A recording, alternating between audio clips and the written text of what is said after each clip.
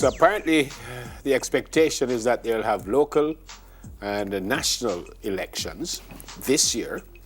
It says widely expected in the first half of this year. So it has apparently sent hundreds of thousands of Jamaicans to electoral office venues to renew national identification cards.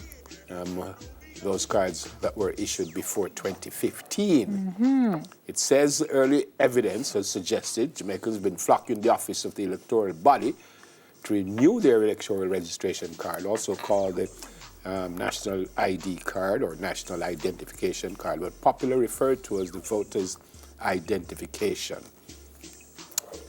The Director of Elections told the Gleaner that 1.7 million cards are to be renewed in the drive, which ended, it should have ended last year.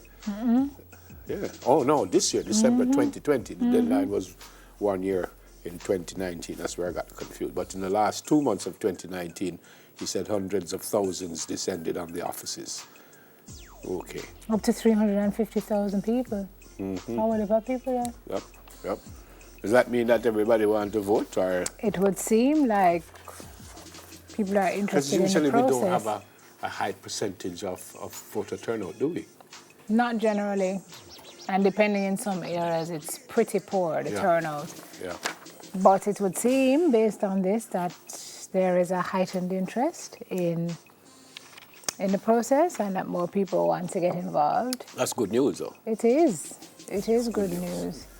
It's an interesting political time in Jamaica, so it's good news. because people want to make their voices heard. Interested with Dayton Campbell and now our good friend Damien Crawford.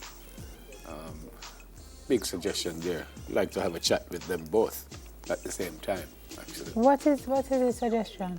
What do you mean? That he's going to pull out or something like that. That Damien is going to pull out? It's not a suggestion. Damien has said it's tough. It's wiping out his finances and he needs to. I'd like to have a chat with them both at the same time. Well, I always love to talk to Damien Crawford. Yeah. It is always a very eye-opening experience. This one is so sad. You. Speaking of eye-opening experiences, thanks for handing that to me. Appreciate it. You're welcome. There are so many times when folks are told stories or somebody directly says to you, I am in a bad place in my relationship and I feel like I would just kill X and kill myself. And sometimes we don't take it seriously enough.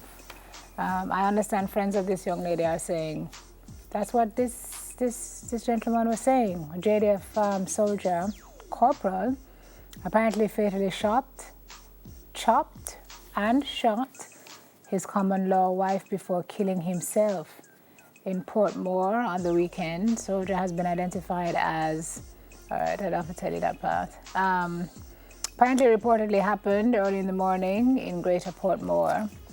And folks on the scene are saying that the soldier apparently came home in a drunken state.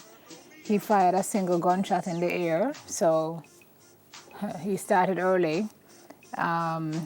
And then he went inside, and I don't know if it was an argument that developed or what could have happened. Obviously, this is something that he would have been thinking for a while, right? Yep. Because he took the weapon, I'm understanding, from work. Yep. And if you look at the headline, it says he planned to kill girlfriend since December. Somebody obviously knew, apparently even told her he was going to kill her. That's so sad.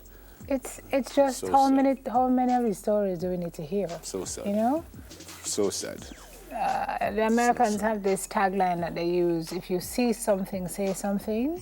We need to adopt that principle. If you hear something, if somebody tell you something, if you see something, say something, because it can save somebody's life. It's a tragedy. I think I heard that years ago that they said the most serious things are said in jest. Yes, so sometimes it sounds like you're on a little joke, but no, there's no joke in it. Our condolences to the family of Susan Easy. Yep. It's tough for them. Must be tough for the family of Doran McKenzie as well. So we wish you guys comfort in this difficult time. Affected, couple of lives lost and chopped. Terrible. All right, so a South Carolina man competed in the Charleston Marathon and broke the world record for the fastest time to finish a marathon.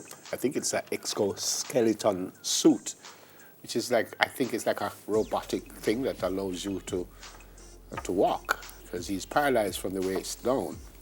So he broke the record, 33 hours, 50 minutes and 23 seconds. Normally a marathon, if you're able-bodied, it probably takes you a couple hours, 2 hours and a bit. 33 hours. He was paralyzed following a car accident in 2016. He was the first man to walk and finish the Cooper River Bridge Run, and competed in over 30 races across the country, I'm told. That's incredible. It's amazing. 33 hours, 50 minutes and 23 seconds? More than a day. Yeah. And the current record holder finished in 2018 in 36 hours and 46 minutes. So he beat that record by brilliant. a tiny little sum. That's amazing. That's brilliant. See how technology is improving and changing people's lives? Paralyzed from the waist down, but you can still win a marathon. It's amazing, but I just wonder why he would want to do it. Because he would want to still prove to himself that he can. Yeah. That is the power of the human spirit, You're knocked down, but you down a bird say you fall down 7 times, you get up 8. Sometimes, I remember driving in Toronto. I got to this traffic light and saw this paralyzed man in a wheelchair trying to go up on the sidewalk. So I was at the light and I'm looking in the rear view, and he tried and he just wouldn't go up. So I jumped out of the car and I ran over with my enough self to help him. Go behind him. And as I went behind him, he just yelled at me. He says, no. He says, I want to do it myself. Don't touch me. I just felt like such a jerk, And I went back in the car and I just stood there or sat there in the car and I watched it. Eventually he did it. Eventually he went up about 15, 20 times and he's trying to go up. And every time he went up, the chair would roll back and he tried again and he tried again. But there was a couple other people who tried and he waved them off also. But it was so important to him to do it by himself, which was amazing to me. And I learned something that day. Yeah, you want to help, but you also want to give people a chance to help themselves. And some people don't really want to help. They want to do it for themselves. Yeah, you want to give them a chance. Yeah.